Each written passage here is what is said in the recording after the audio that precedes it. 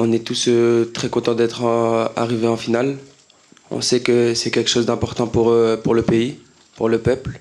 Quand on est un joueur de 20 ans et qu'on voit les anciens de la sélection pleurer après une qualification en finale, on sait que c'est quelque chose d'important, que ce soit pour eux, pour le pays, qu'ils ont passé aussi des moments difficiles.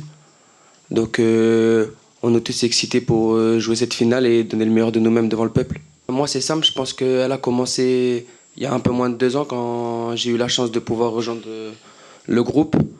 Je viens après une défaite en Coupe d'Afrique contre l'Afrique du Sud. Donc c'était un moment un peu noir pour tous les Marocains.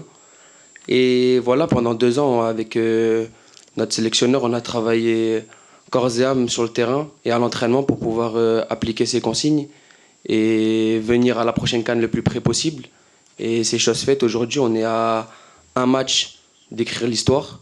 Donc je pense qu'on est le plus concentré possible. Et comme je l'ai dit en introduction, quand tu bats le Nigeria et que tu vois des joueurs comme Ashraf, comme Brahim Diaz, comme Yacine Bounou pleurer parce qu'ils savent comment c'est dur une Coupe d'Afrique, tu te rends encore plus compte de l'exploit que tu es en train de faire et t'en veux plus. Donc tu sais que la dernière match, il va falloir essayer et tout faire pour la franchir.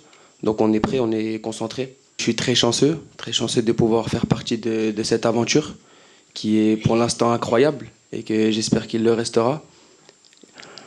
Qu'est-ce que je pourrais transmettre aux générations futures? Déjà, la difficulté d'une CAN. J'imaginais pas que c'était aussi difficile, sincèrement. Aussi bien que le football africain, j'en ai fait part aussi à Walid, à mon arrivée en sélection. On peut voir que le football africain se développe.